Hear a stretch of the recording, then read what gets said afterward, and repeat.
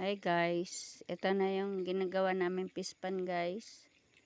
Yan, pinapalaliman namin yung tubig guys para hindi nabibingwit yung isda namin.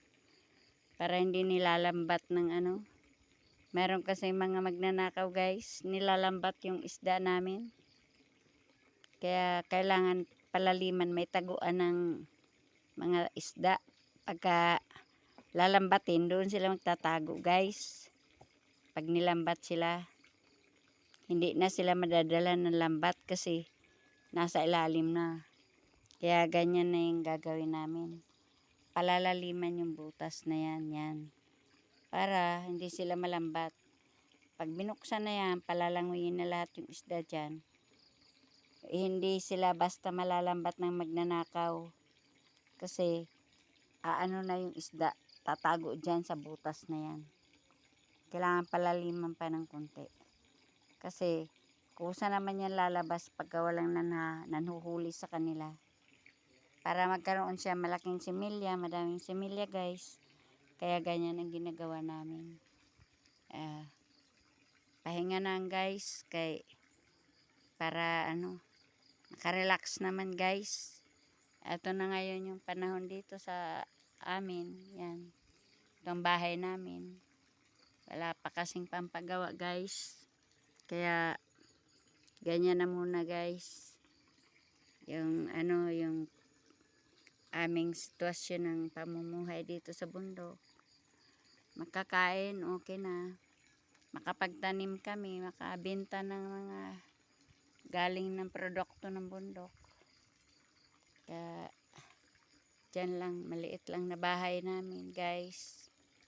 Kaya pagka manguha kami ng kawayan, ayusin namin yung aming sahig. Kasi masikip kami dyan.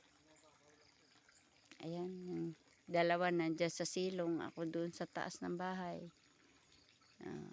Ganyan lang ang kalagayan dito. Bye bye, hanggang dyan na lamang guys. Subscribe please guys. Bigyan nyo ako ng subscribe guys, please lang. Malaking bagay yung tulong nyo. Watching. Salamat sa like, subscribe.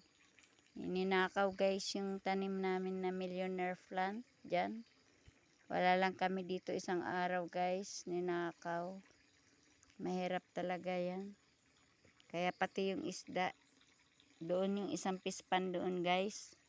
Binuksan din nila yung pintuan. Mahirap pag walang tao dito guys, kasi ninanakaw. Kaya hanggang dyan na lamang guys. Thank you for watching guys, listening. Thank you. Maraming salamat sa tulong ninyo. Panoorin nyo hanggang matapos ang vlog ko. Ito yung aming mga taniman guys. Nagbubulaklak na yung mga avocado guys. Dami ng bulaklak. Sigurado sa susunod na mga buwan makakikita na kami. Kakapagbenta na kami ng avocado, mangga. May pambili na kami ng bigas guys. Salamat. Yan. Kaya ito yung bahay namin guys. Baka may mga maawa dyan na may mga lumang yero. Mabigyan kami. Pandingding. Salamat guys.